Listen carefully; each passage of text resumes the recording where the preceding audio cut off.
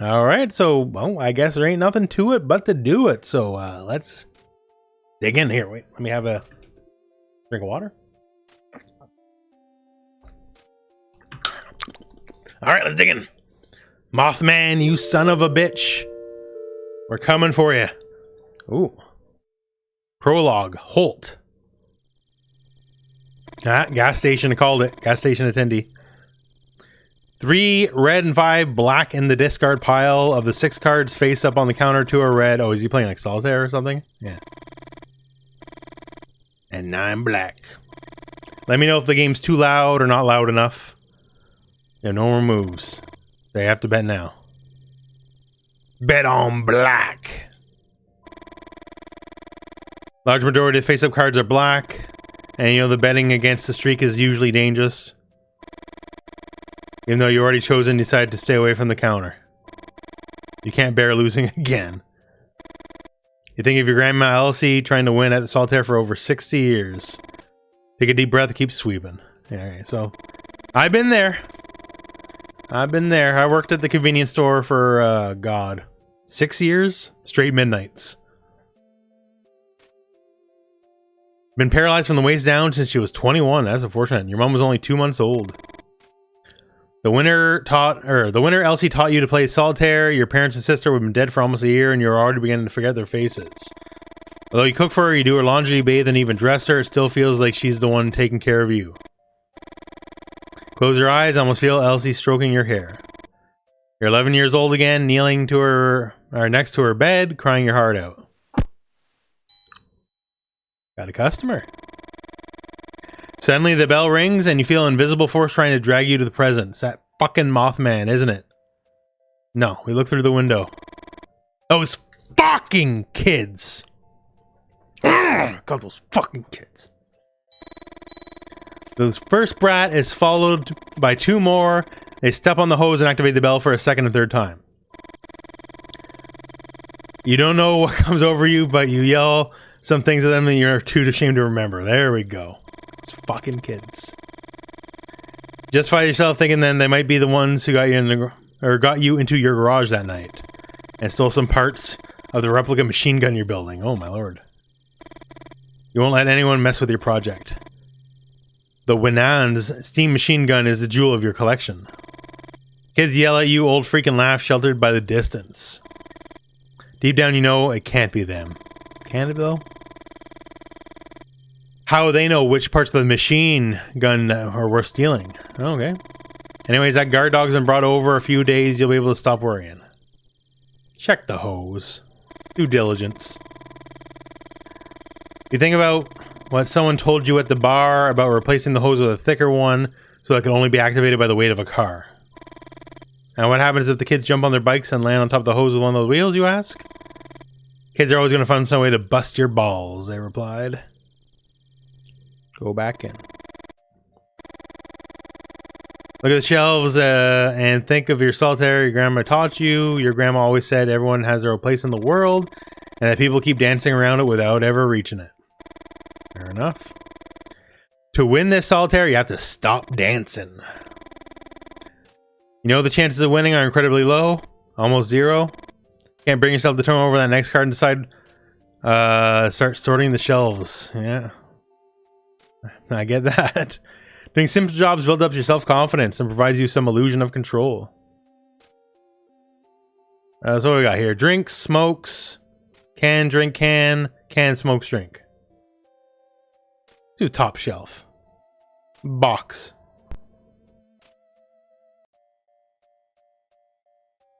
From the lower shelf. Box. What?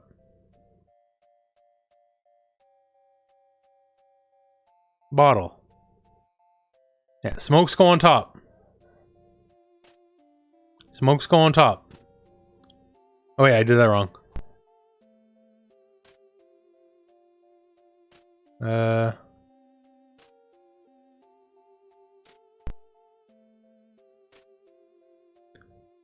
That is how it is when I worked at Max Milk. Smokes always go on top.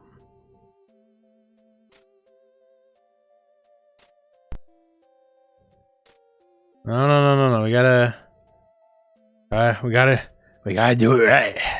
We gotta do it right. There we go. There we go. Look at that. Beautiful. There we go. Illusion of control. Trophy unlocked. Good. One type of product on each shelf, as it should be.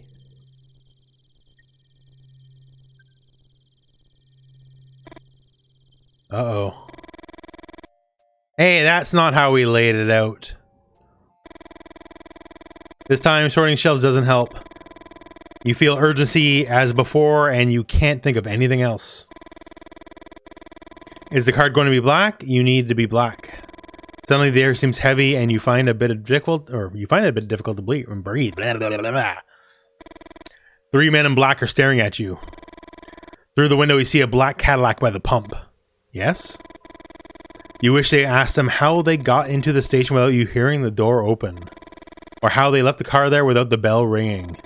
That trembling yes was the only thing you managed to utter. The moose! A moose? Not receiving any response, you decide to break silence. Yeah, we want these people out of here. Give them directions to the moose. Continue straight until the first crossroad, turn right. After a while, you'll see the bar past the barn with the painted cross. You can't miss it. None of them with their mouths. Every second that passes, the smile on your face feels more and more ridiculous. The moose. You bought a woman a whiskey. You don't know if it's the right move, but you try to relax and be more friendly. You know a more effective way to socialize? You told her the dream about your grandma. Chill runs through your body. It's been a few weeks since that night. Even though you had a good time with Martha and have no regrets, something about the way these men in black ask their questions make you uneasy. What do you want to know? Granny in the forest. One of these men further back lets out a cracking noise. You look at him believing he's laughing, but the man in the black expression doesn't change. Okay, that's just dialogue. And okay, fair enough. No, you know, why do you want to know? Fuck you, why do you want to know? No one answers. It's like they're waiting for another response. Okay, fine. My grandma's been bedridden for over 60 years, but in the dream I saw her running through the woods. Start from the beginning. And don't omit any details. You don't know if it's the way they look at you or it's because of certain authority in their voice, but you tell them everything about the dream. 5 or 6 weeks ago, you woke up in the middle of the night, certain that something had happened to your grandma. You ran up to her room and Elsie wasn't in bed. The window was wide open. You ran to it and saw someone walking through the trees. It was her, and she was holding a rifle, the kind your ancestors would have carried in the Civil War. You tried to call out to her, your grandma started running and shot 2 or 3 times into the blackness of the forest. You were about to go down and find her when a winged finger with glowing red eyes appeared in front of you or window here and then screamed. Wait, did the figure scream or did you scream? You stumbled backwards. After hitting your head to the bedpost, you lost consciousness. You woke up in your bed and remembered the dream almost instantly. You went upstairs 2 at a time, opened the door to her room. Your grandmother slept peacefully. On the bedside table is a glass of milk you bring her every night, and the deck of cards she used to play solitaire. During the days follow, you try to convince yourself that it was all a dream, even though you couldn't explain where the little stitches at the base of your skull had come from. Oh, there we go. It's like an alien abduction. A Mothman abduction. After a few seconds, one of the men in black speaks again. The spots on her leg predate her birth, Holt. What? Okay, yeah, what is he talking about? The dozen of moles in your grandma's legs? What do they mean by the spots predate her birth? She always made the same joke when you sponge her calves. Be thankful that you have to clean my legs and not my grandfather's. According to what she told you, her granddad had been shot dead by an experimental weapon early in the Civil War when his legs were ripped to shreds. The Winanstein gun, a machine gun that doesn't appear in any book. Think about the replica you're putting together in the workshop and you wonder if it was the men in black who had stolen those pieces. You're not telling anyone else about this visit, Holt. You start to complain when one of the men in black picks up a card from the counter. Top card of the deck. You motherfucker. That's not your card to bite? The teeth of the man in black seem to tear more than paper.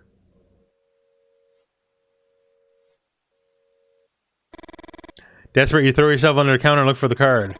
Your heart's pounding.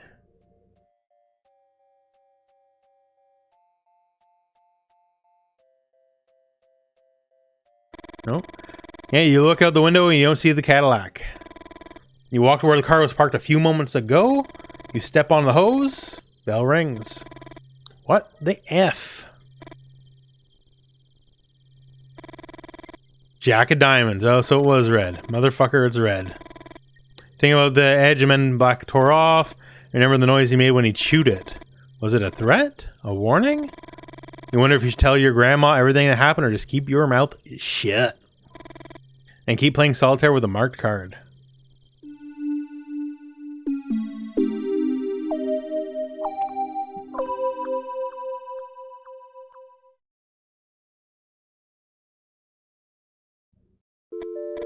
Chapter 1. Now we're with Lee, the 1960s youth. What's wrong? I told you it's nothing. Oh, we're probably gonna make a voice for her, eh? The Mustang purrs, you shake your head, feeling sad inside. The sound of an engine hides no secrets. Lee, you're about right. There we go, that's her voice. You bite your lip and sigh. Why is everything so damn hard? Victoria settles into her seat. Let's start over, okay? Where are we going?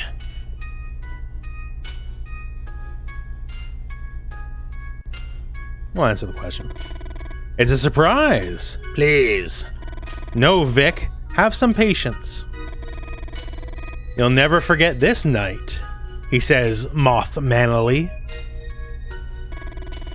Victoria giggles, and you think this is the best gift in the world. For a moment, you forget all the previous discussions, your obsessions. A giggle, a friendly gesture, making someone feel good ain't rocket science. You look at the clock, and you can't believe your eyes. You left your house on time, but you're pretty late. How could... You step on the gas. Lee. Lee. You scratch the side of your head. You really hate being told how to drive. Lee? Why didn't she just tell you to slow down? You take your foot off the gas? Thanks. You're trying your best. You really think that Victoria could be the one? The one? Your dad once said the perfect woman doesn't exist. Couples form when people get tired of looking and just give up. Oh, there you go. That's good life advice. Remember your mother's rants? All those women's names she rattled off as if they were part of an endless grocery list. Oh yeah, I gotta do groceries tomorrow. There we go. You won't end up like him. Anything but that. You try to smile and force yourself to be more cheerful. You want a clue? Yes. Victoria looks into your eyes, feel warmth on your face, takes you by surprise. You felt the same thing the first time you saw her in the college. You kept looking at her like that, and for a few seconds it seems like forever. Do I have a booger? Where? You can't help but laughing out loud and have a hard time containing the urge to kiss her. Give her a clue about the myth. One would be a source of superstition, but we're talking thousands. A source of superstition? A black cat? Victoria looks at you expectantly, desperate to be right. Cold date, I guess. Happened 100 years ago. Chances almost immediately. After all, you're both majoring in history. The end of the Civil War. No, not 1865. I mean exactly 100 years ago. Let me think then. You're running out of time. There was a cholera outbreak in 1866. Freezing cold. Man, how twisty do you think I am to set up a date themed around cholera? Yeah, that'd be quite the momentous date setup. Comes from far away. Tori makes gesture for you to complete the sentence. Shrug. It comes from far away. I mean, that could be anything. Guess then the circus? No, give me a minute. You won't guess it unless... You reach out, open the glove box, and Victoria grabs your wrist. Better leave it to me. Opens the glove box, examines its contents. A folder, a box, a flashlight. Oh, okay. What are you looking for exactly? Tell her to look under the flashlight. A book. 1966 Shelby Mustang car handbook. There we go. What else? What else? Look in the box.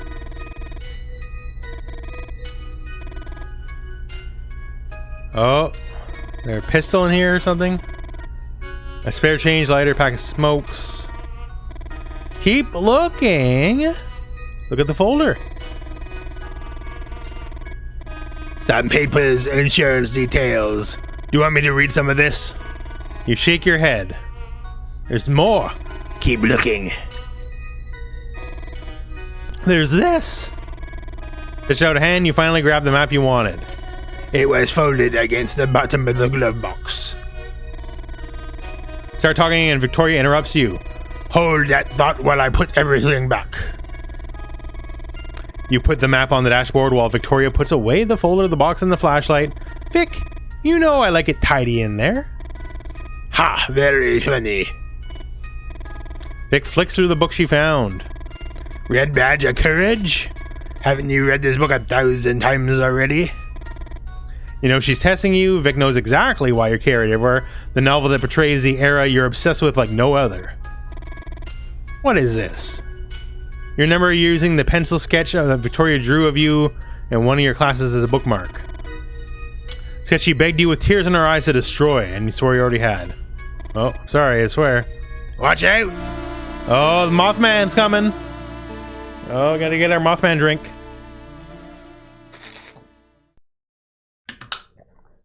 Swerve to avoid a shape in the road. Is it Mothman shaped? Lee. We almost ran that thing over. You put your hand on Vic's shoulder, trying to reassure her. Victoria points ahead. Just keep your eyes on the road, please. She's doing it again, telling you how to fucking drive. At least this time she came out with right out with it instead of just saying Lee disapprovingly. Try to control yourself, but it's hard.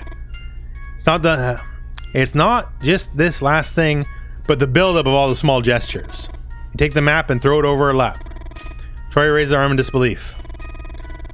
The Leonids, Victoria. We're gonna have dinner watching the Leonids. What the fuck are the Leonids? Forgive me for trying to arrange the perfect date. Want to keep silent, but you can't hold it in.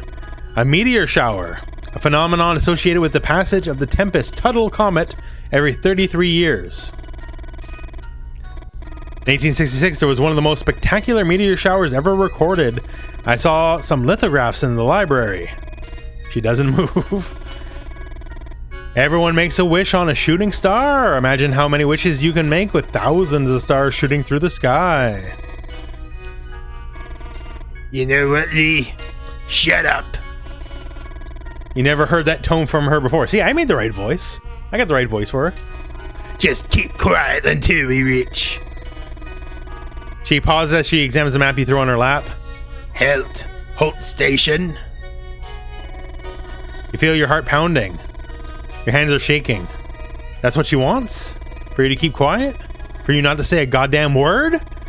Your hands gripped real tight. All the preparations you made for tonight. Your friend Freddy had worked out the ideal place to see all the splendor away from the city lights. And when you noticed Holt Station was inside the area, you didn't hesitate. But now Vic has ruined it. That's right, Mothman. Come save me from her. What the fuck? Something hit the Mustang's antenna. What the hell is that? Stop, Lee. Stop. No. We're done listening to you. We're done listening to you. We don't stop for nothing. For some reason you don't understand, you speed up. Slow down. Lee, please. Lee, I'm preg. Victoria's words make no sense. The Mustang hits the edge of the road, flipping the car over spectacularly. Neither of you survived. Good. Good. Better than eternity with that nagging lady. Am I right, boys? Retry? Main menu. I guess we're right. Retry. All right. Okay. Stop the car. Stop the car, I guess.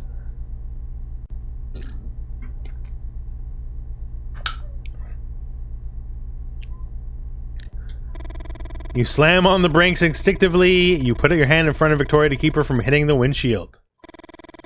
Get out of the car and find a dead bat in front of the headlights. The animal hit the antenna and somehow got entangled. That's unfortunate. You can't believe it. What are the odds of something like this happening?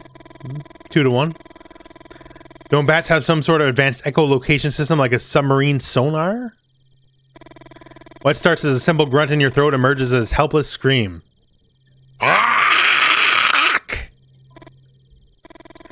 This is what I get for trying to do something different. That's what people do things different, they die. Okay? Like, never do anything different. We should have gone to the movies. Lee. Uh-oh. Doesn't take long to see why. I got a wolf over there. The coyote. Oh, coyote. Watching for you from the where the dark of the forest meets the light of the moon. We got this. We got this. It's not interested in us and wants to bat. Yeah. They're scavengers. Suddenly you're surrounded. It's not the first time you face coyotes in the woods, but you aren't taking any chances. When I say run to the car as fast as you can, you try to recall advice you heard from situations like these. Make lots of noise, wave your arms around. One of the coyotes in front of you approaches. Yell and gesture. Yell at this side of the car. Wait. My left or his left, which is like kind of the side? We'll do it in the center. Fuck it. What? Alright. That worked. Encouraged by your screams, the rest of the coyote soon join the feast. Okay, okay. Yell and gesture. This side of the car. To my left. Okay. No. We can master this pack. Yell and gesture. This side of the car. To my right. Boom! Yell and gesture. This side of the car. To my center. Boom! Get out of here. Yell and gesture. This side of the car. To my left. Stay tamed, animals. Uh-oh. Yeah. Bang on the hood. Boom. No coyote advance this time. It's your chance to go on the offensive. Throw a stone. Crouch down and find 4 stones. That's right. Boom. Taking them on. Throw them on one of this side of the car. To my right. Get fucked. Throw a stone. This side of the car. Center. Get fucked. Boom. The stone flies right in the middle of the coyote, making the one close to it retreat. Throw a stone. Other side of the car. Behind me. Throw a stone. Other side of the car. To my right. Look at that! Feeling more and more confident now we can run to the car. Now! They hunt in packs. Trophy earned. There we go. Oop. Close the door as Victoria starts laughing. Although you know the reaction to more adrenaline than anything else, you start laughing and then kiss her. You start up the car and V8 roars into life. You resume the trip. After a few wordless minutes, you suddenly remember something. Holt, Vic. We're going to Holt's gas station. Starts whistling. The doubts of fears, everything seems a bit ridiculous now. You think about the plans you made for tonight and smile. You're like to hear her whistle. Alright, there we go. Surely those coyotes were set up by the Mothman. Oh, now we're playing as Victoria? He turns off the car and looks you in the eye. He smiles. That seriously pisses you off? Tell Lee. Before you can open your mouth, Lee taps you on the leg. Wait here, Vic. I swear you won't believe it. Bite your lip and take a deep breath. You see him greet someone. Holt? Lee had written Holt Station on your map and he'd thrown overlapped over 20 minutes ago. He written it by hand and you might as well have said Holt Station or Halt Station. Hell Station even. Lee's handwriting's always been intriguing to you. You remember that time you mentioned it to him and he responded with disproportionate anger. Nonsensical rant which involves several philosophers of language. All because you told him his handwriting was dreadful, but now, you now know, there we go, where those reactions come from. That night, the two of you got drunk by the lake. Lee told you that his father would have wanted to be born, told you that his father would have wanted to be born ugly. After the initial surprise, you couldn't stifle a belly laugh and Lee looked down. For a few minutes, he didn't want to tell you anything else. Finally convinced him to continue. I always got what I want just by smiling. Ugly people have to develop other muscles. Unfortunately, those other muscles are the ones that last. There you go. How am I, Lord Loof? I'm doing good. I'm doing great, Lord Hugo. Thank you for showing up, friend. I appreciate it. Okay, you couldn't believe those words that come out of the mouth of a flesh and blood human being. Maybe some poorly written character from a cheap romantic novel, but Lee's father? You picture Lee that night throwing pebbles from the shore while telling you everything about his father's teachings. All the frustration. Was that the night you got pregnant? You've both been drinking. Suddenly you find it difficult to breathe. The interior of the car feels like getting smaller and smaller. You need some air.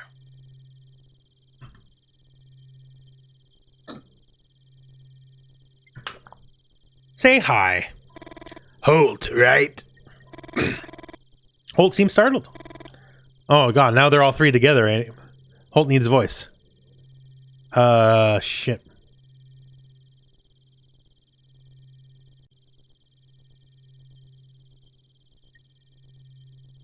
Hello. There we go. Shitty British person. Hello. This is Victoria, my girlfriend. Be right back, Vic. See them walk away with a box they took out of the trunk. From the effort Holt's putting in, it seems heavy. What's inside the box? What's in the box? You're not stupid. You know that Lee has some business on the side beyond his work as an intern at the university. You heard some rumors and you have suspicions that he's dealing in Mothman dung. However, you never did too much digging. You preferred to keep it a mystery. Something to make Lee a little bit more interesting. You light a cigarette. Hey, what? You're smoking while you're pregnant? Don't worry about Lee being a good father. Worry about you being a good mother, lady. Smoking while you're pregnant? And the question you still haven't had the courage to ask, would you be a good mother? Obviously friggin' not. Want to down a 40 with that smoke there, lady, while you're pregnant? The clicks repeat at irregular intervals. Small moth. There we go. We're starting to moth it up here a notch. Small moths approach the light to get electrocuted. Is that the Victoria?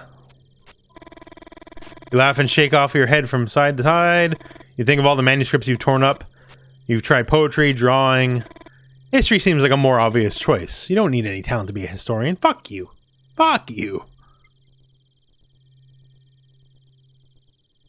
It's a fan of history. Get bent. Uh-oh. That's the G-Man here. Hello? Man talks to himself while holding something in his hand. Oh, it's a big glue. There we go. Have you seen any winged creatures flying over the area yet? For a moment you think he's asking some kind of tricky question, and you remain silent. However, something about him tells you that he's genuinely asking. You look at the man bathed in the shine of the streetlight, and the scene fascinates you. Surreal, some of your old friends would have said, the ones that organize poetry nights and read the Troamont.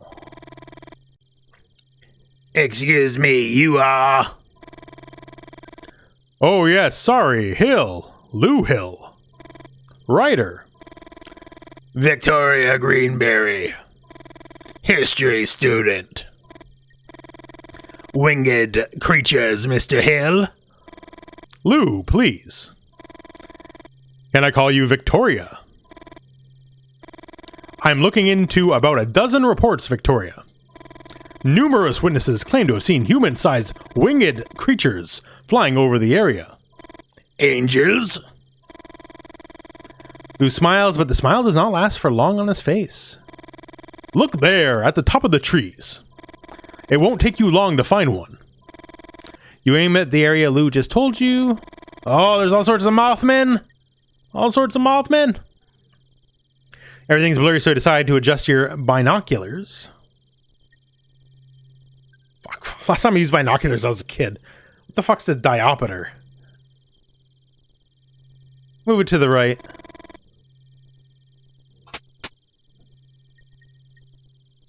Move it to the left. Move it to the right. Oh, yeah. Keep moving that diopter there.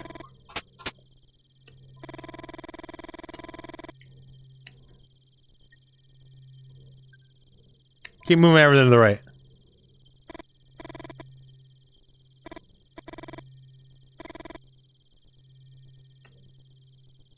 Alright, I guess we're moving this bad boy left.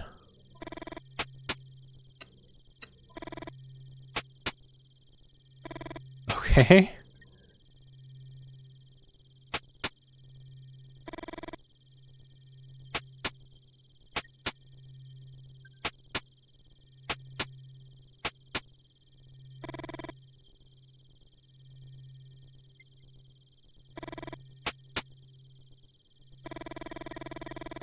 I have no idea.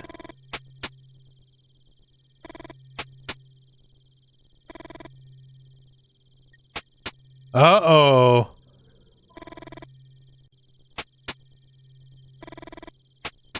Wait, what?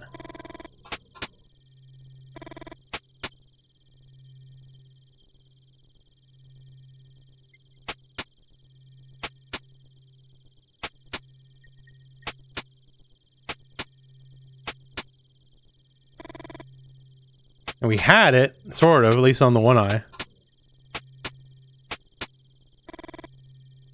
Oh, jeez, Louise. Wasn't expecting weird, binocular puzzle here, you know?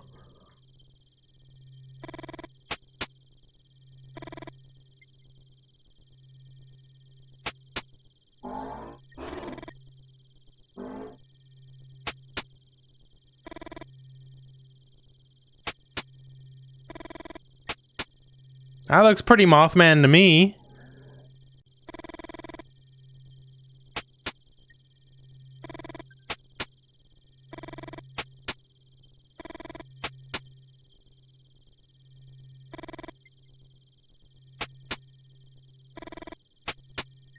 I have no idea, dudes. That looks clear to me.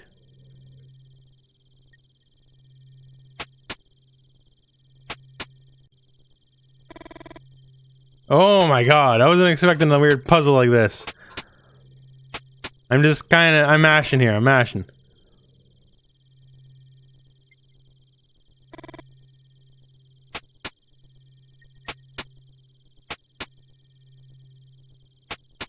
There we go. What the? First sighting trophy earned. It was just a second, but you thought you saw something up there. Was it a suggestion? I don't think they're angels, Victoria. But before I tell you my theory, I need your help. Could you draw this, or could you draw in this notebook what you just saw? Yes. Anytime you would refuse with some witty comment, but there's something about Lou Hill that invites you to play along. You wonder if it's the fact that he presented himself as a writer had something to do with it. Draw the head. Alien-like head.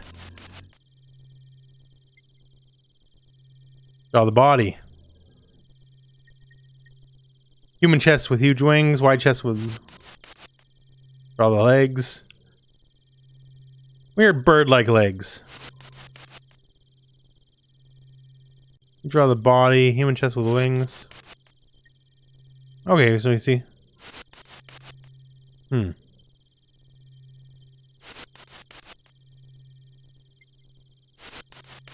it's not exactly what we saw either way, right? But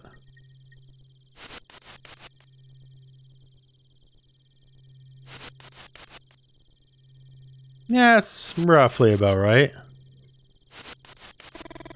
Before giving back, you write some notes describing what you saw. Lou hadn't asked for them, but somehow they make you feel less anxious. You never felt confident about your work. Lou looks at the notebook for a few seconds, and that feels too long. You think about the time you showed your sketches for your art teacher and how embarrassed you were in front of the class. Motherfucker. What? Sorry. I was talking to myself. Can't help but blush. Oh no, Lee's our regular voice. Victoria! For once, you're glad to hear Lee's voice. All good? Although he seems to be talking to you, Lee keeps staring at Lou. Lou Hill. Writer. Lou holds out his hand. Lee Miller, historian. Lee walks over and puts his arm around you, back to Lou. He knows he must have been annoyed that Lou introduced himself as a writer. Though it's hard for you to admit it, you like to be hugged. You feel safe. You think you would also feel safe in your grandmother's arms or in the arms of any other strong woman in your family. But the heat of Lee's body, the hardness of his muscles. You remember all those biologicist arguments you hate so much? Can't help but smile. It's like you're cheating when nobody's looking. Come on, Vic. Let's see the surprise. There we go.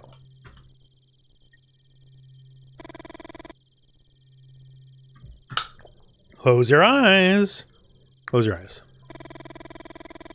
You close your eyes and let Lee guide you. Now open them.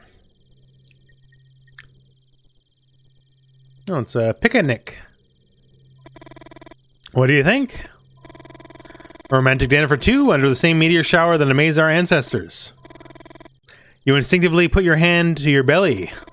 When you realize it, you quickly put it under your pocket. Wait, what? You look at the dog tied to the post. Well, there's a dog there. The dog growls in the dark.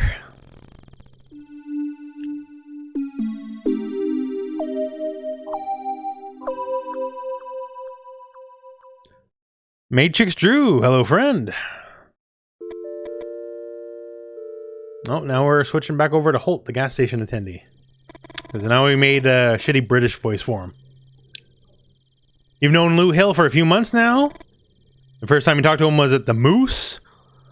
Lou was looking for information about some unusual lights in the sky. Nobody talked to him. Before going to the restroom, you went over to his table and suggested he buys people a drink first. Oh, my neck is stiff. I gotta sit up straight. Too much slouching going on here. There we go. There we go. Defeat the slouch. When you got back, Lou was already talking to Rick and Stella, their tongues sufficiently loosened. Lou raised his glass in your direction and smiled. Although it wasn't you who gave him the nickname, you still feel a little guilty. Since that night, most locals refer to him as Lou Refill Hill. Okay, so he buys you drinks to get his questions.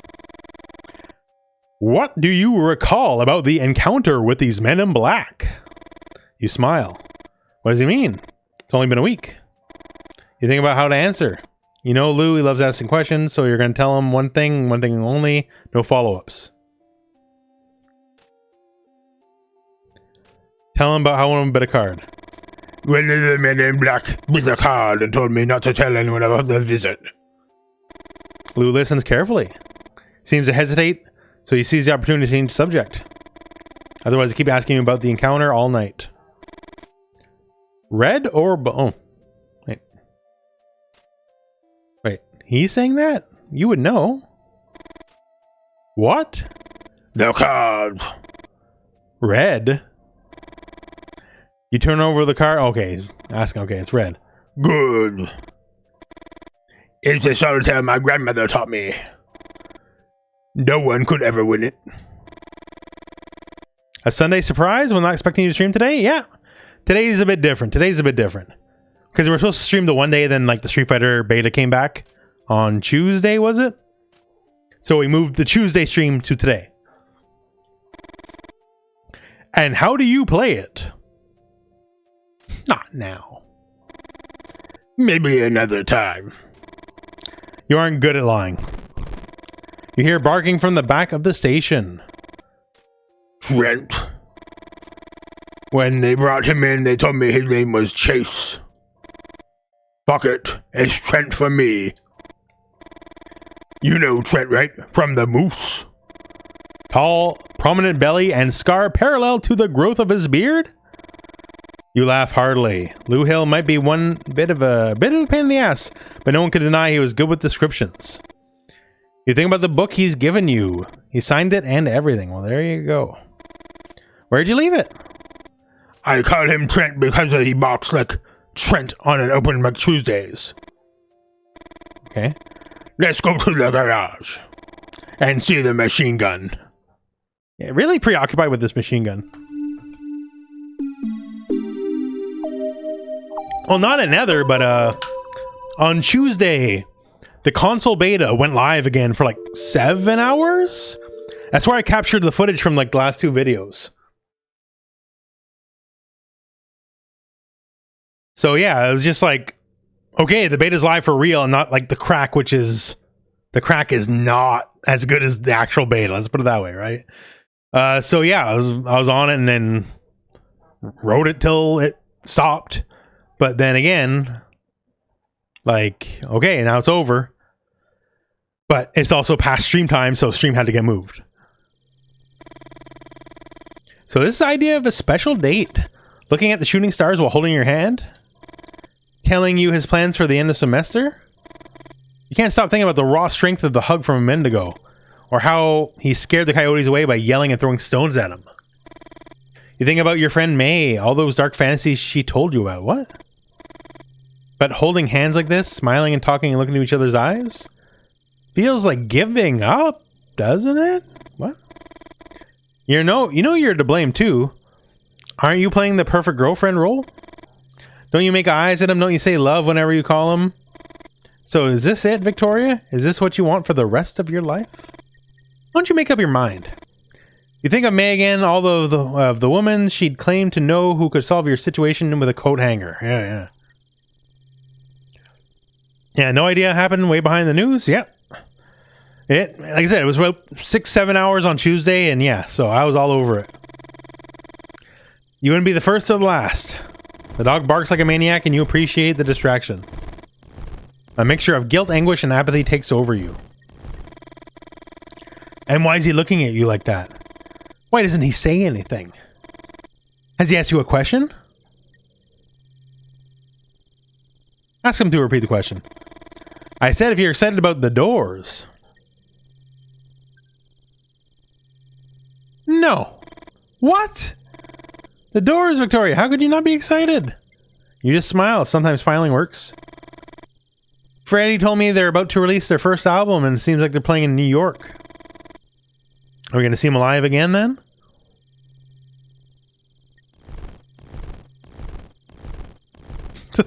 That's quite the look here, eh? Even though you try, you gradually stop listening to him. Hesitancy returns all those questions.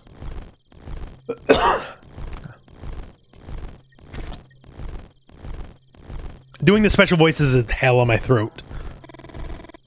And that fucking dog won't stop barking. What have been distractions now driving you crazy? What the hell is wrong with him? Shooting fucking stars. Why don't you make a wish, Victoria? How about going home, covering your head with a pillow, and sleeping for 18 hours straight? You feel like crying and trying to calm down. Why don't you wish upon the Mothman?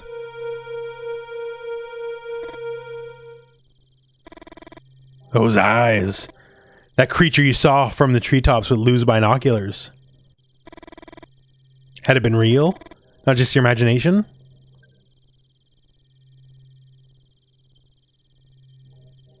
Vic! You know what? I'm tired of already. Exhausted. I've been trying and trying for more than 10 minutes. 10 minutes? Who could try anything for more than 10 minutes? Can you tell me what's wrong with you? You stay silent. You need to think. But Lee's right. It's not fair to either of you. So much noise right now is possible for you to concentrate. You know, they're all excuses, though. Winged monsters don't exist. It's just your brain desperately trying to focus on what's important. The sudden scream chills your blood. It's the Mothman! Sound takes over everything.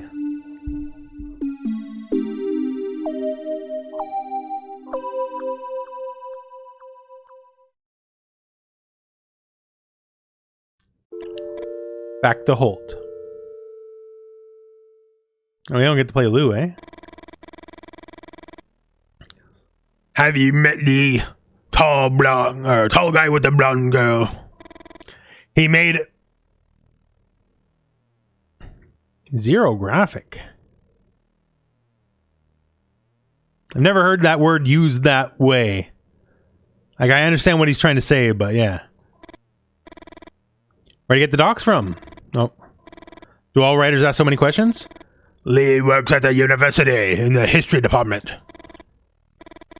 You don't know why, but that gesture irritates you. The Wind-Ons doesn't work like a normal machine gun. Normal machine guns use gunpowder to fire projectiles. Do you know what the Wind-Ons uses? Centrifugal force. Interesting. Lou repeats the gesture with the glasses.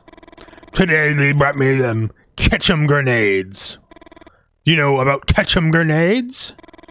Lou shakes his head and readjusts his glasses for the third time. And take a deep breath.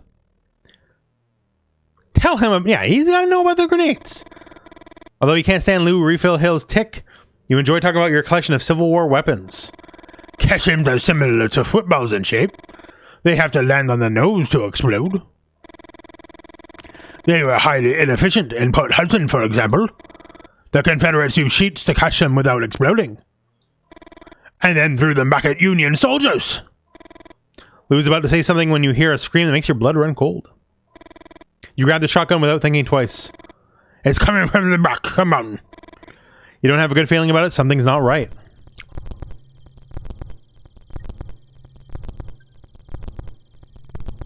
Whoa. He's like smiling? Trent, no. Yeah, Mothman's definitely fucking up that dog. Although it feels like a dream somehow, you know. The creature is real. Your dog's suffering is real. And there'll be no waking up from this. Shoot the creature! You aim your gun. Shit. But you don't have a clean shot. Alright, run the Trent. And the muffle moans your dog and the fury blinds you. You drop your shotgun and grab onto the chain. Son of a bitch is going to strangle Trent. Ask the rest to help us. Come on, hurry! Before you arrive, you feel the pool. Oh. And the floor disappears under your feet. Oh no, holding on to that chain. Never mind. I guess we're not. Although you manage to hold on for a few minutes, you finally let go and fall in the thicket of the forest. Tree branches penetrate your body and you die. Retry. Release the chain. Halt! You know you should hit the floor soon. Boop. Don't move. Listen to Vic Holt. Oh, this is her sister. Okay, I'm not making a new voice for a fifth character. No bones seem to be broken. My dog. Tori and Lee. Oh, yeah, is that a new character? Oh, we're talking about her sister. Okay, no. I get it. Lou doesn't take his eye off the winged creature for a single second.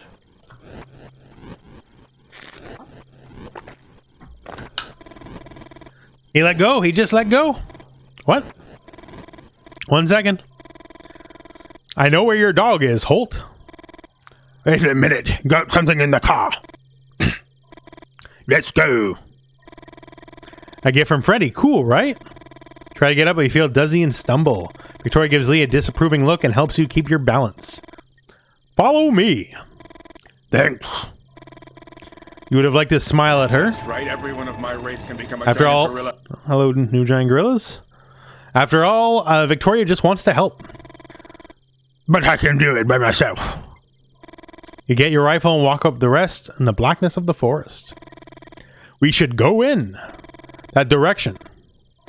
No. Oh, wait, no, that's Lee. I think we should go that way. Lee. Now what? The place where Trent fell. I've calculated by projecting the point where the creature dropped it on this map. You calculate it? You calculated, you say? Weren't you a writer? Oh, geez, Louise. If you're a writer, it means you can't do math, right? Do what you want. Constantly checking the map, Lou leads the group on. We should be close. Oh, there you go. There. Your heart's pounding. Press his chest, use both hands just like that. How curious. Did you know that the cardiopulmonary resuscitation procedure was discovered by Dr. Knickerbocker when he was trying to save a dog? Tongue tie there. As he speaks, Lou carefully examines the tops of the trees. It was at Johns Hopkins University. Press your hand to yours and head side to side. Stop pressing, and a few tears roll down your cheek. The interesting thing what happened to the dog afterwards. Oh, let him talk. Oh, she says it. Shut up, Lou. Why didn't you shoot? Why try to blow that creature's brains out? It's just the guilt talking. And maybe there was nothing you could have done differently to save him. Have you seen Lee? No, because Lee's a dumb bitch and walked out.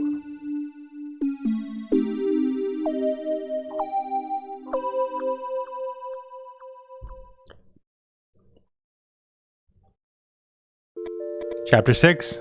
Lee. Need a drink of water.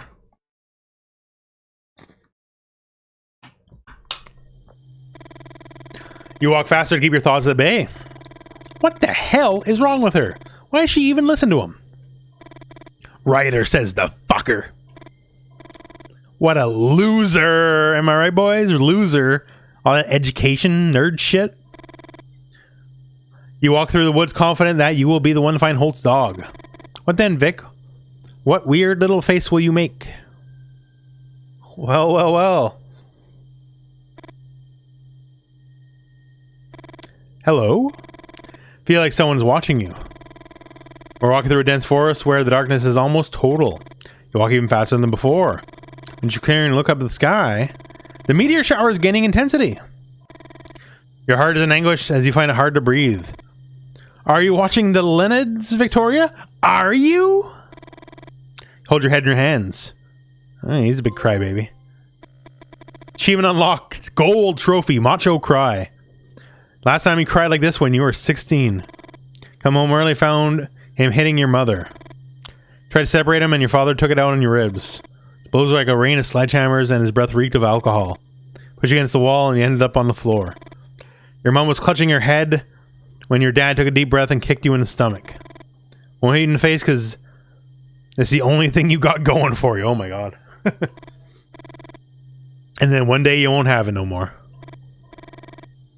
You carry your father's photo in your wallet to remember how good he looked? Hell no. Or not to. Whenever the pain was too much, you'd scratch his entire face so the features blended with the cuts in the paper. What the? You seem to hear something. A kind of rumor. You think the noise hands... Wait. You think of the noise hands make when they shake the dust off an old volume. A river? Try to think about the map you got in the car. Can't remember seeing a river here. Further west, sure, but here? As you get closer here, clearly you feel a kind of calm. Not peace, but numbness. Hey, Lord Gamer's Outreach. Hello, friend.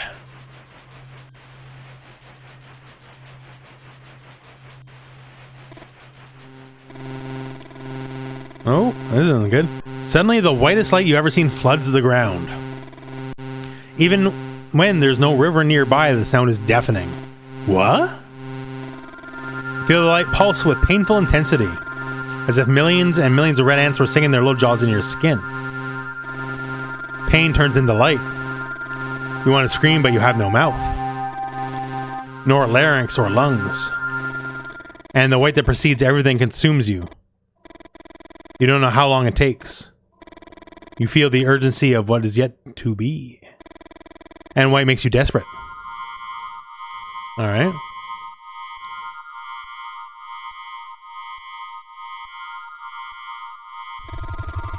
You feel the white light leaving your body. And you hear your own voice screaming at the top of your lungs.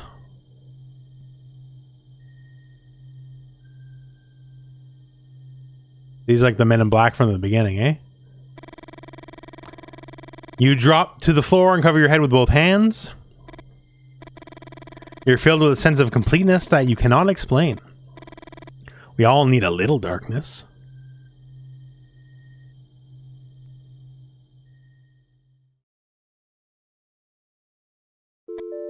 Chapter 7, back to Victoria.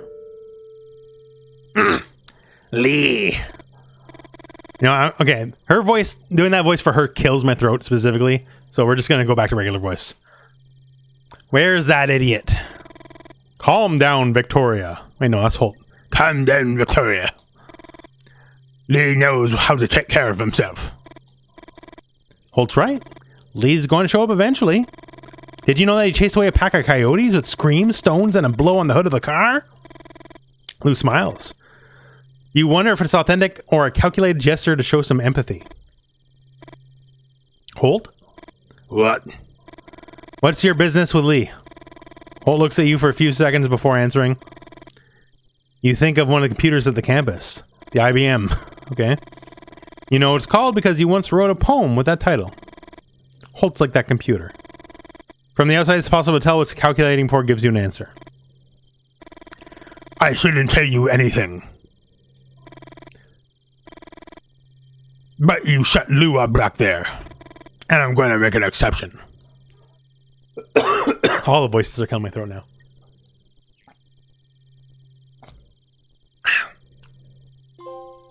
No secrets, gold trophy.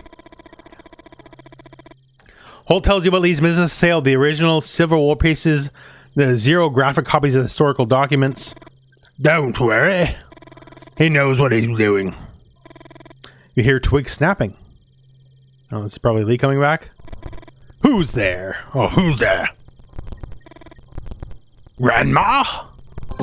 What? All right. Sight of Holt's grandmother holding an old rifle mesmerizes you. The whole thing looks like an image of some way of painting, a wet dream for almost any of your classmates. An image that not only defies gender stereotypes, fuck. Okay, it's the 60s, okay, I get it. But it also demolishes social constructs like that of grandma and classic stories. Yeah, I guess we've come a while since the 60s. Oh no, a woman with a gun. How revolutionary, right? The expression on Holt's grandmother's face changes. Features soften. My legs! Grandma! Grandma. Holt picks up his grandma and helps sit her against the tree trunk. Looks at the dog's corpse and beckoning you to come closer. I need to bury Trent before carrying on. How do you feel, ma'am? Confused. Here, Victoria. You didn't hear him approach. Grabs a handkerchief without thinking twice.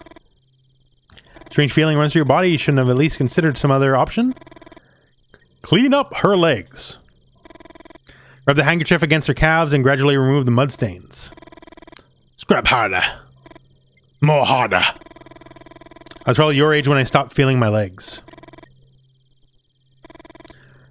Have you ever seen so many moles together? Who speaks almost in whispers. You wonder why. Let's go. Lou picks up the old rifle and examines it briefly. Oh, we've got more firepower now. Holt looks at you with an expression I can't quite make out. Are you okay? No, you're not okay. But what are you going to tell him? That you're pregnant? That your boyfriend is missing? That winged creatures out of old pulp magazines are apparently more than just fiction? Walk for a while in silence. What was... Try to think of something else, Victoria. A few minutes ago, you started hearing the screams, noticing sudden movements in the treetops. We're almost there. Oh, fuck. It's Mothman Central now. That means I gotta take a drink of water.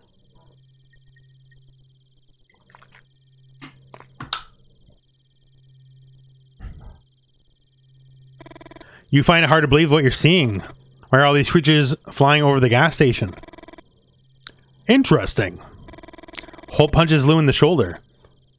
What? Mothman? Interesting. Did you find it interesting what they did to Trent? Why not in one of your cheap books, Lou? Sudden silence befalls the group. Lou adjusts his glasses. Holt blows air out in his nose and frowns. You got to enter the gas station. You just come with me. What's even the plan here? Running with his grandma on his arms?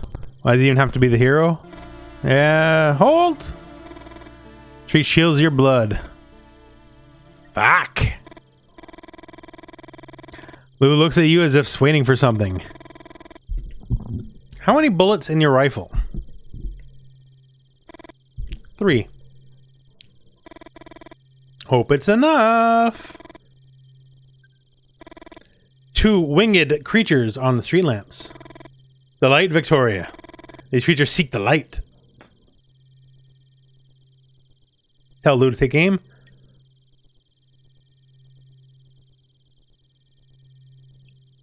Aim for the closest lamp on the right. Shoot! 3, 2, 1. Boom. Take aim. Farthest ramp on the right. Shoot. 2, 1. The winged creature flies to the farthest pole. Uh-oh. We fucked this up. There's a little bit of puzzle, I think, but we botched it. Oh, screw it. Take aim.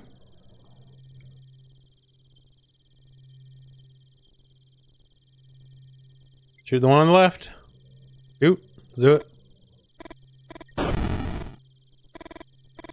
Too far away. Oh, I guess we're running for it and we die.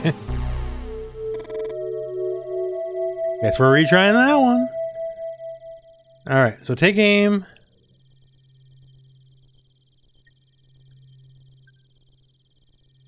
So it's too far away.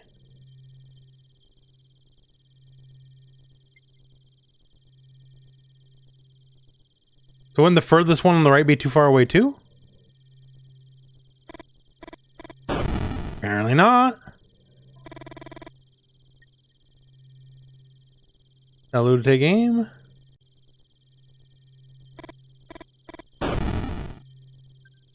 He goes, flies on the left. What?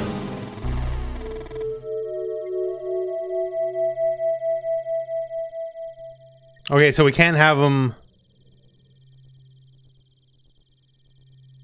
Okay, so there's gotta be a specific order we do this here.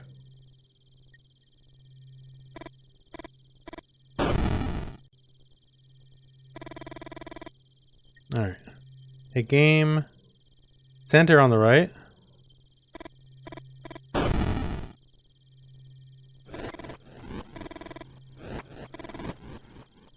Wait, no. How do we do this first time? We definitely got a different... We got a different outcome the first time.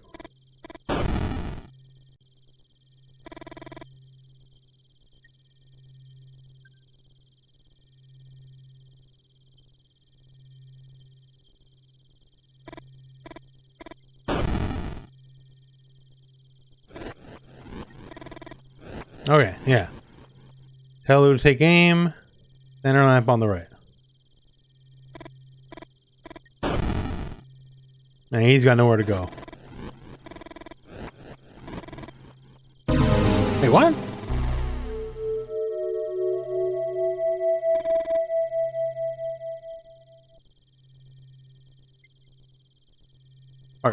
Okay, you can't just run. Okay, so if you run, you die. So there's a very specific order we gotta do this in. Alright, we'll shoot the one on the left first. Too far away. No, we're gonna keep trying. No, we're gonna keep trying. Alright, no, we died. Okay, so there's a very specific order this needs to be done in. Just what is that order is the question.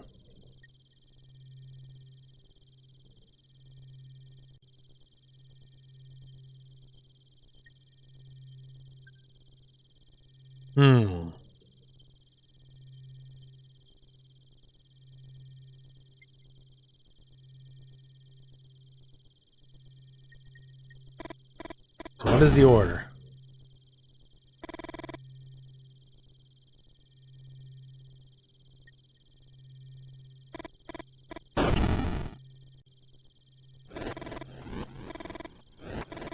So if it flies over our head, then we die. But how do we tell? I can't really gather where we are on this screen. Jung'av? Hopefully I'm pronouncing that mildly correctly. Hello, friend. Okay, so what's... Because if we just run, we just die, right? So that is not it.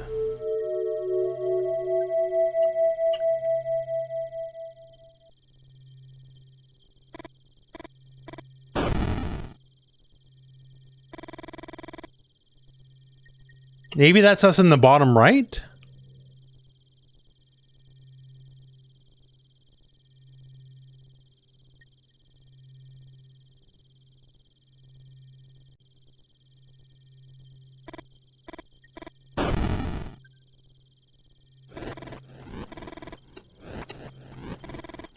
No, okay, it's not so. Can't shoot the one on the left. So the first one never gives us a problem. We do the closest one, it never gives a problem. So then we'll shoot the far one.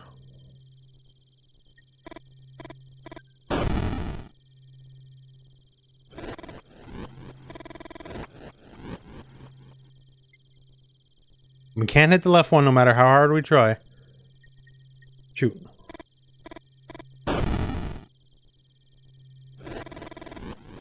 And does it over our heads, then we die. What's...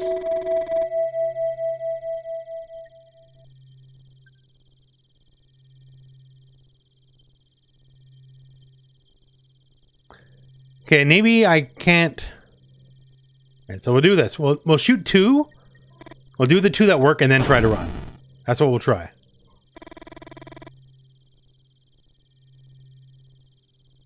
No, not the one on the left. That never works. Farthest one, yeah. Shoot. So this works to this point, right? And now we'll try to run. Okay, I'm just gonna look this up. Hang on a second. There's obviously a hyper-specific order we need, and I'm just not understanding it.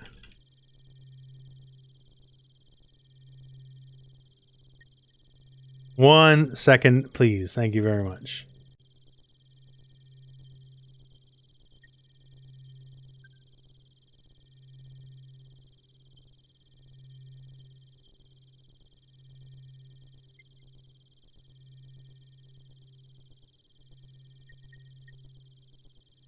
All right.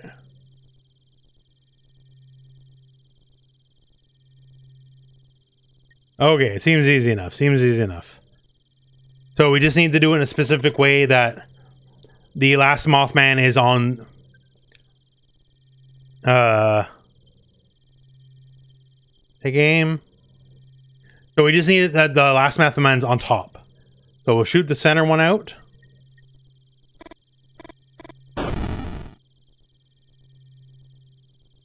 Now shoot the closest one so he has to go to the far one.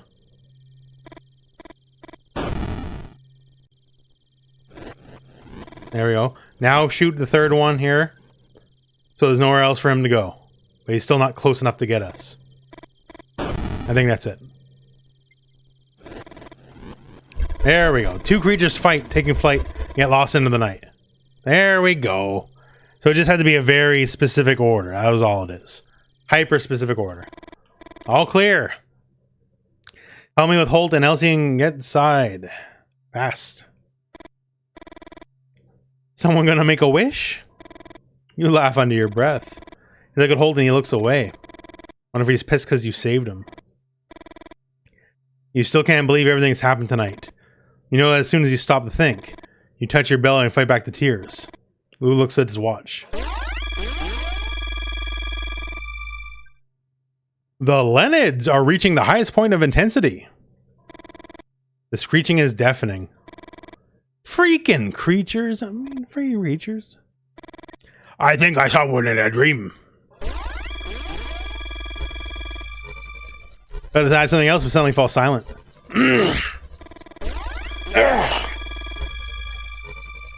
Fucking Mothmen are going nuts here. Can't stop looking at their dance. Before meeting Lee, you had some experiences in college. Experiences by which you sought the open doors of your, or open the doors of your perception. Lee doesn't know, and you don't know how he would react if he found out. But the strange dance of these creatures of the sky beats anything you've experienced while tripping.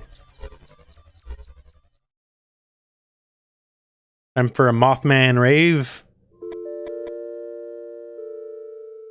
Chapter 8. They called him the Jivaro of the Hills. What he did lacked a ritual component, and nothing to do with the taxidermy business, even less with mummification. His shrunken animal heads were art and sold as collector pieces. One afternoon, Liam, his only nephew, stole a bear head. The bear had been emptied of viscera and was floating in a solution the uncle used in the early stage of the miniaturization process. What? What are you talking about now?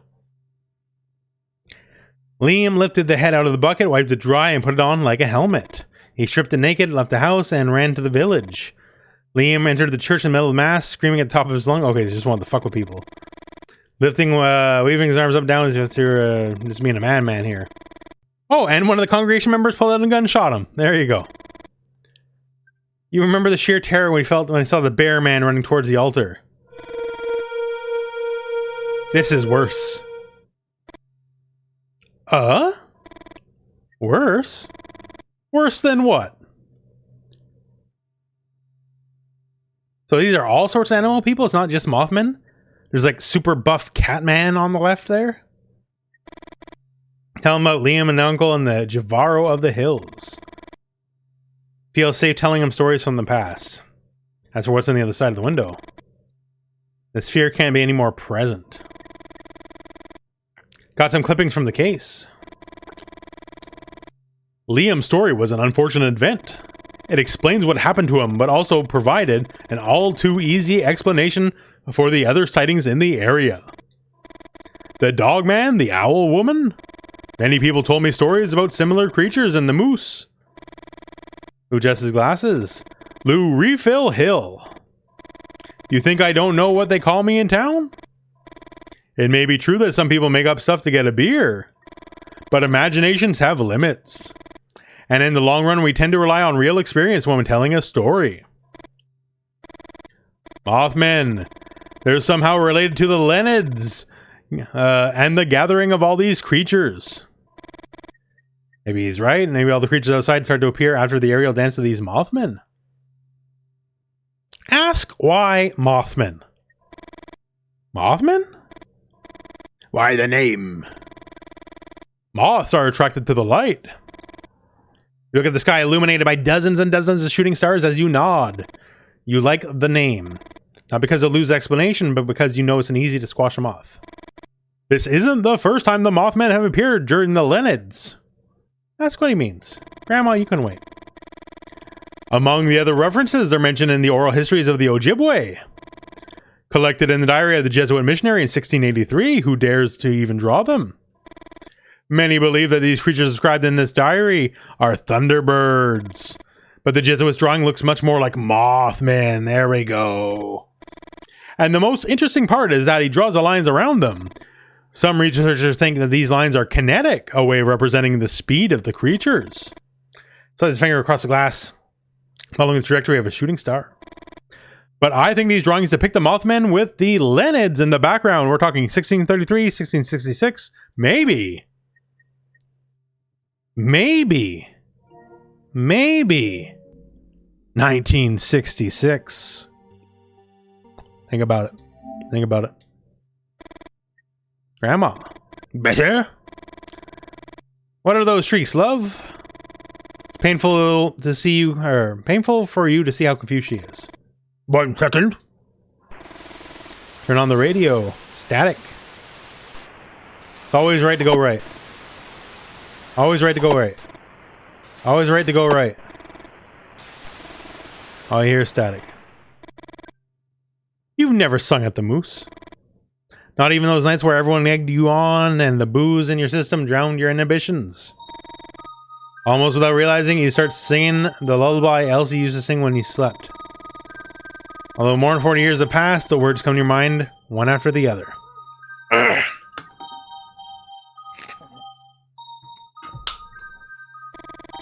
You close your eyes, the caress her hair, singing all the time. As soon as you feel the rhythmic breathing of your grandmother, you get up. What was that? Well, well, well, if it isn't Lee. Troy tries to hug Lee while he babbles something you don't understand. At no time does he look up. Where the hell have you been? Victoria. I thought... But he's here. Give him some space. Thank you. Needs a few seconds to start speaking. I think I got lost in the forest. Take it easy. Victoria grabs his arm and Lee tries to smile. I thought I heard the sound of a river. I felt someone looking at me. After walking for a while, the noise was deafening, but there was no river. Lee starts to cry. As soon as he regains his composure, Lee keeps talking. And then came the white. I don't know how to explain it. It's as if I could see everything and nothing at the same time. And a goat looked up in the sky, watched the shooting stars. It's on two legs. Like this, you know? Just like us. And all the creatures outside. Yeah. What the hell is going on? Yeah, you just walked through all that here. I think the time has come. Let me tell you a few things. Here's his throat. You can't stand his tics or his false dramatics. You want to know what's going on. The Leonids occur every 33 years. Some are intense, like those of 1833. The ones in 1866. Or the ones in 1966. Others are weak, 1899 for example. And those are the ones we have records of. You notice Victoria grabs Lee's hand. Lou walks over to the window and points to the sky. This year they're intense again. 1866, 1966, why a 100-year difference and not 99? That 1 year discrepancy bothers me too. And I think it has to do with the problems of our calendar. And the periodic adjustments that we're forced to make. Tell me, have you ever seen a medieval manuscript? Of course they haven't. They're usually adorned with warrior rabbits standing on two legs. Do you think these rabbits came from the imagination of medieval scribes alone? Those rabbits existed, and they were annihilated by man. Okay. Each meteor shower spawns new bipeds. And it was one of these storms that mankind arose. What makes us different from all of them is we survived. By destroying any other biped that came along. Or by reducing them to the realm of gossip or fiction. This is like an evolutionary battle now. Outside, the creatures begin the fight. What motivates them? What about Lou? Should you believe everything he says? Yes. After all, Lou's a rider. Your grandma coughs and sounds like the noise of a tractor engine refusing to start. Grandma? You have to kill them all. We had a secret weapon, and we used it to finish off the bright beasts. I decided to test it in the war. Oh, this is his special gun he's using, eh? I wanted to take the Winons from the battlefield. And they, your grandma caresses her legs, just wanted to finish the mission. Yeah, look at each other. Who walks up to you and tells you almost in a whisper, I bet the moles on your grandma's leg correspond exactly to her grandpa's wounds.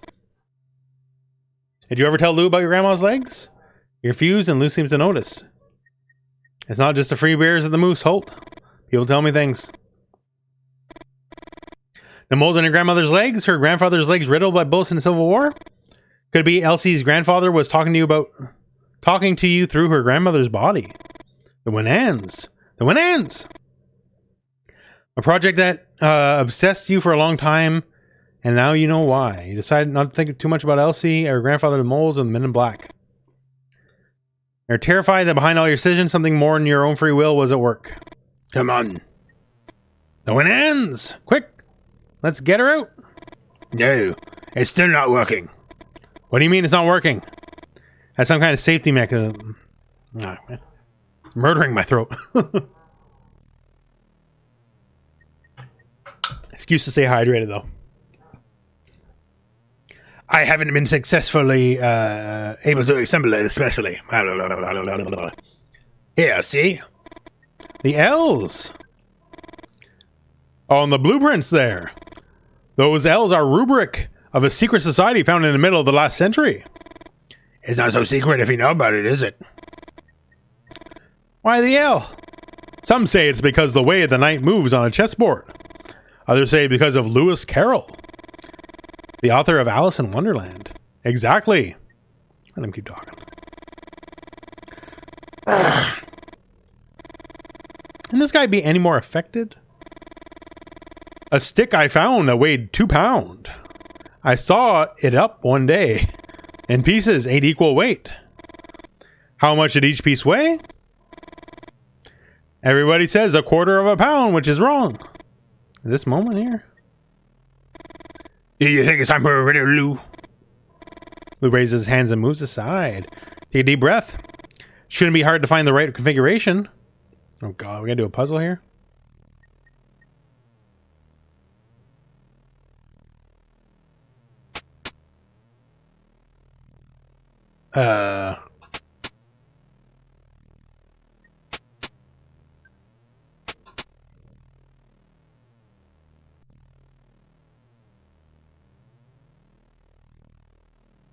What pattern am I looking for here specifically is the question. First row, second row, third row. So it's all freely rotatable.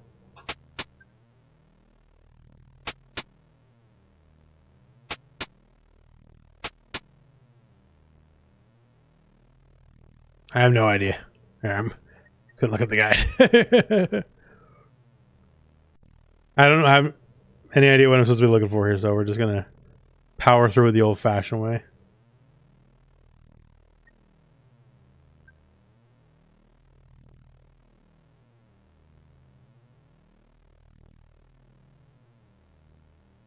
All right. So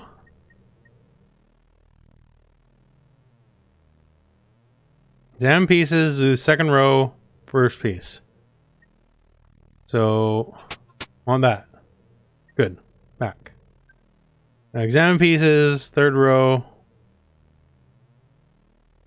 first piece. Okay. Examine pieces, third row, second piece. All right. Back. Examine pieces, third row, third piece.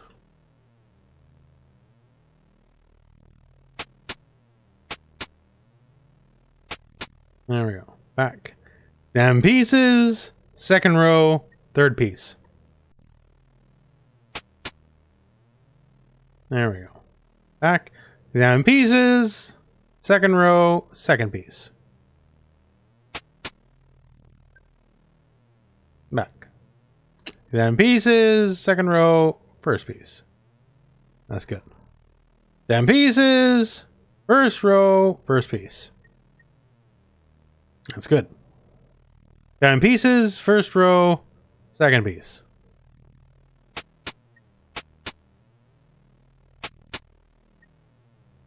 Down pieces, first row, third piece. Back. Alright, I think that looks about right. There we go. We cheated, I guess, but I don't care. I don't care. We're fine with that. The rotation of the Earth really makes my day. Fair enough. Although outside the creature's shouts are getting louder, you can't help but feel a certain happiness. The Winans is finally complete. Now everybody out. Oh god.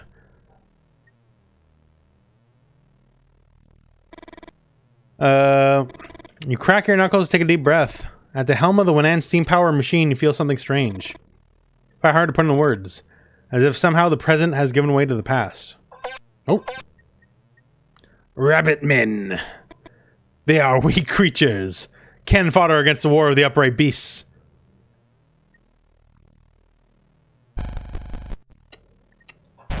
Okay, yeah, I'll do it. I get fucked rabbit man, I guess. But here's the thing. Okay, so if the shower is causing the beast to hyper evolve, right? Surely this is happening everywhere, not just our little New England area, wherever we're in, namelessly, right? We got a twofer here. Look at this one. Ba-dow! What? Okay, good. I was gonna say, if you were on me with my twofer, I'd be mad.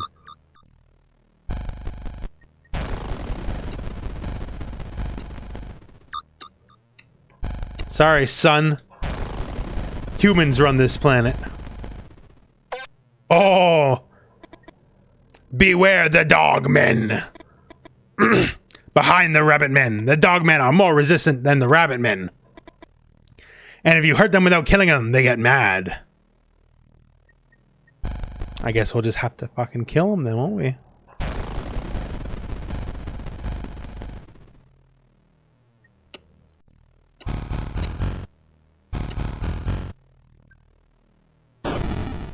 Eat this bullet. I'm here to cover you, but don't get too confident. I can kill one upright beast. And then I need to reload. Oh, shit.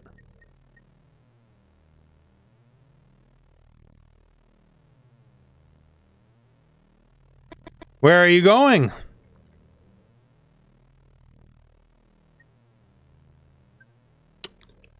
I think no matter how I play this, one of them was going to get me. Might as well go for maximum damage, I guess.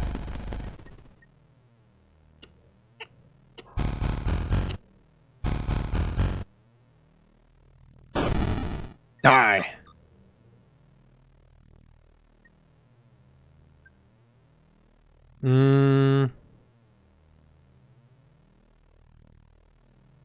Like this is 5 shots. So he'll get pissy and live. Die. Beast tackle while he reels his rifle. Although he tried to finish off the jaws of the creature around your neck and you bleed to death. So what's the right answer here?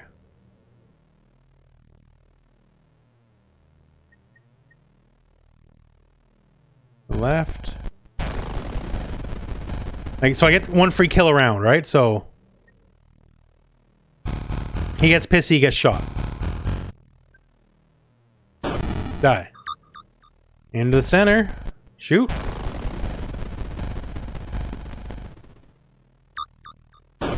Die. Oh, and now I'll have enough juice to kill them outright. Okay, there we go. Okay, that makes sense. That makes sense. Because it takes, we have 1, 2, 3, 4, 5 pips. It takes 2 pips to kill one of these guys. So we should have enough to blow through them just clean. Yeah.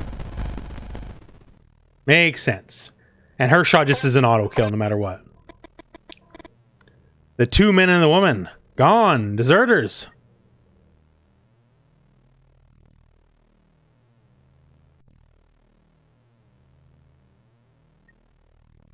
We're staying shooting. Take a deep breath. Try to focus. Creatures over there? Mothman! If you manage to wound them without killing them, they go crazy and run like a stampede. You take advantage of them to generate a chain effect.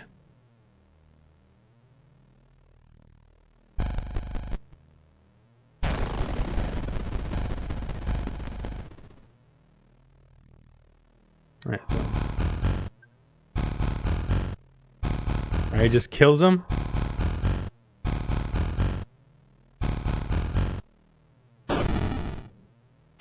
Alright. Now we got like a little mini game, like our Fort Condor kind of deal here.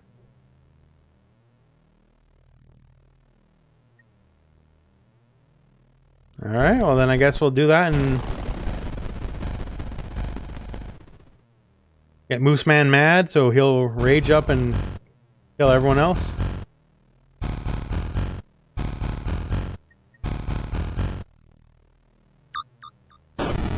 Die.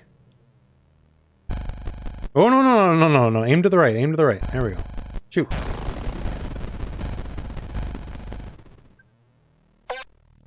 Oh, there's Mothmen. Or Owlmen. Resist like Dogmen or Moosemen. But if you hurt them without killing them, they fly to the front. So be careful. Oh. I'll have Mooseman deal with them.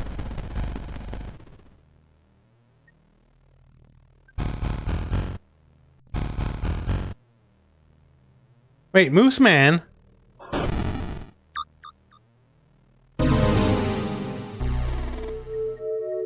Mooseman couldn't beat the Owlman. Now I don't know what to think.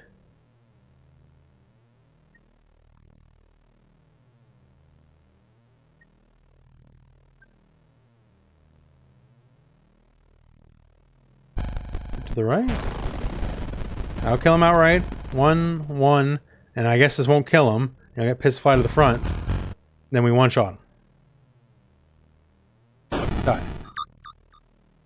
Or not. Retry? Then Elsie look for the rest? Lou was the first to leave and the helplessness eats you up inside. Go look for them. But if we're gonna fight here, or if all of them fight together. Oh, okay. Guess this puts in the next chapter. I don't want to keep running away. I should be out there? Yeah, you should be. And win my Red Badge of Courage. The Red Badge of Courage is the title of the Civil War novel you read and reread over and over again.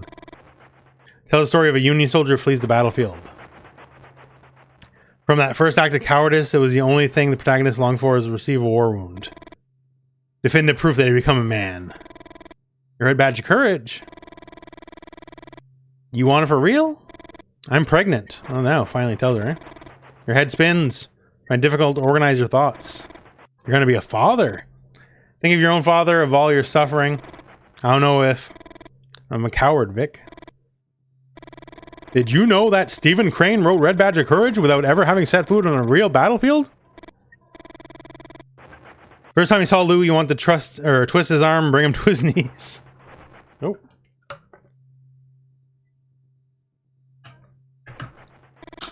Now you smile and put an arm on his shoulder. Thanks, Lou. Come out and fight. None of you move. Out, I said. My Red Badge of Courage. Lee, don't. Pull, push. How about you be a man and go out and fight? Push. Ozzy rotates her shoulder, rifle points at your chest. Boom. There you go. You got it. You got his Red Badge of Courage. Pull. You pull. Rifle points at the ceiling. Pull. Boom. Alright. We got a little game here. Pull. Push. The rifle points at her body, then push again. It wasn't Holt's grandmother, Lee. Hands are shaking. You didn't fire the rifle. However, somehow you've been able to feel the different endings. You knew that one of them, Elsie, would be shot, and yet you didn't stop. Ah, fuck. She's alive. They shot me. The resilience of the possessed? You don't know why you're surprised. After all, Holt's grandmother is possessed by your own grandfather, or her own grandfather. You're assuming that. You don't know that for sure. Soldier fought in the Civil War and was mowed down by a machine gun. Same machine guns burst now here outside the gas station. Terry Park creatures not mentioned in any biology textbook. Get some! Get some! Eat bullets, you sons of bitches!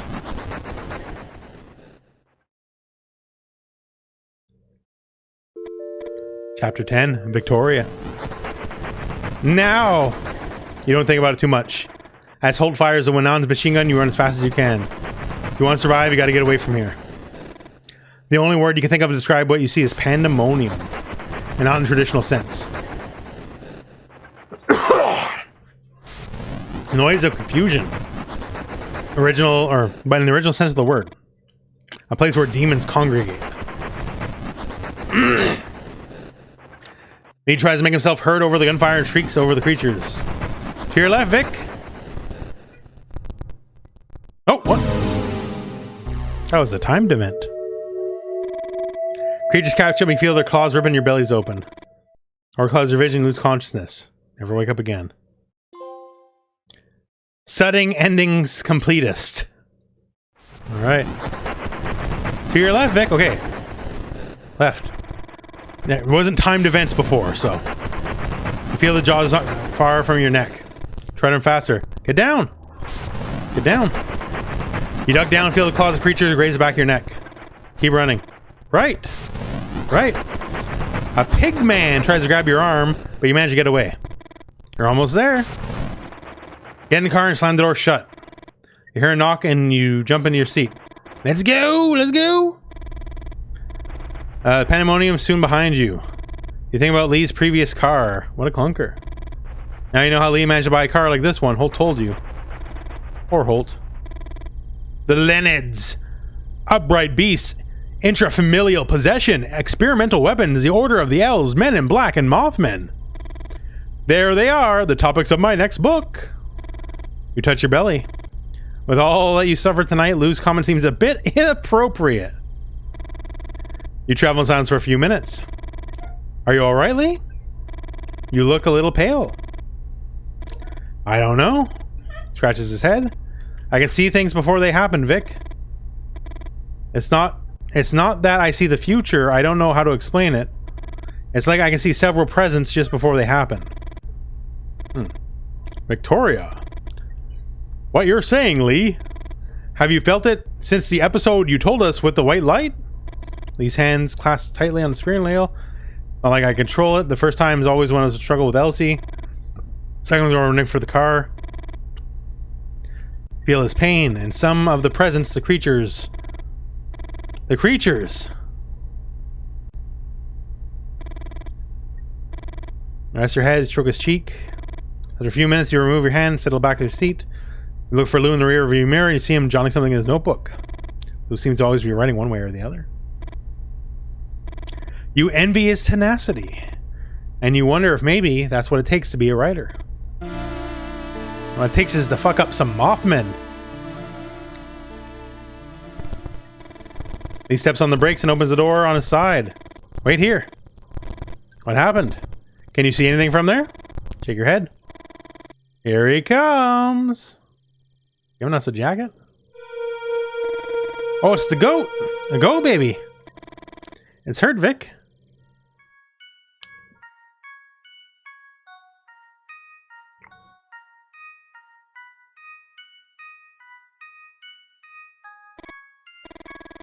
Although neither of you say anything, you think you know what you have to do.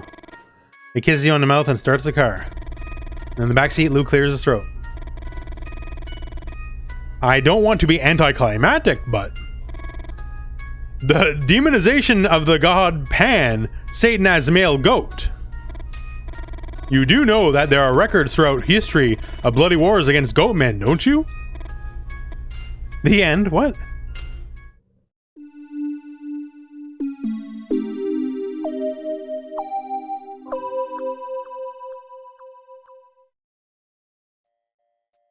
Okay. Mothman 1966. Alright, so I guess they left the gas station guy to his death, basically, Holt. And they ran off. Like, I don't know if there's multiple endings or not. And they ran off. They made it out. But took basically Satan, the goat man from his dream, in. That's an interesting way to do it. 8 years later. Oh, there we go. 8 years later. We ain't done yet, boys. Oh, there we go. Boys. Bears. Boys. I got that goat demonicism in there.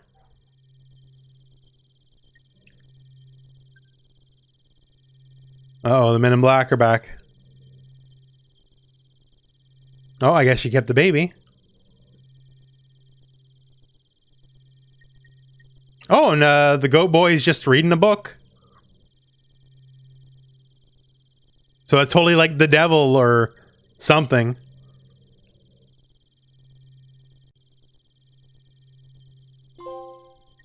Not just marvelous. Trophy earned.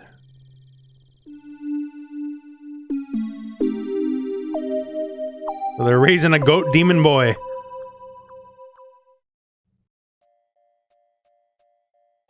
Gallery, there we go. Make a creature accurate drawing, make a really inaccurate drawing. Loses 24. 5 more cards on the go. Okay, so yeah, there's definitely things we can do. Okay, there we go. We have died all possible deaths. We did it, boys. We died all possible deaths. We didn't kill all the cryptids, though.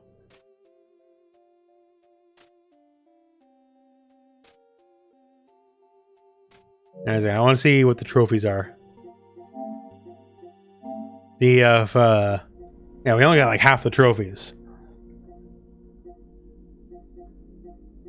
Reliable witness.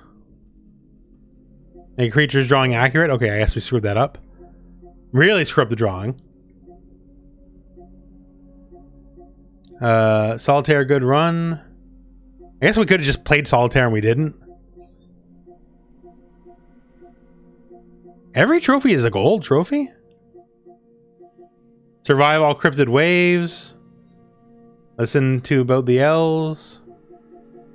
Yeah, every trophy is a gold trophy. Oh no, most of them are. That's odd. No bronzes. Alright, so basically we had a mysterious shower that caused hyper evolution of the animals in the area, and we survived to tell the tale for the most part, except Lee and Vic kept one of them and raised them as their own. And then we have Goat Boy. So, Goat Boy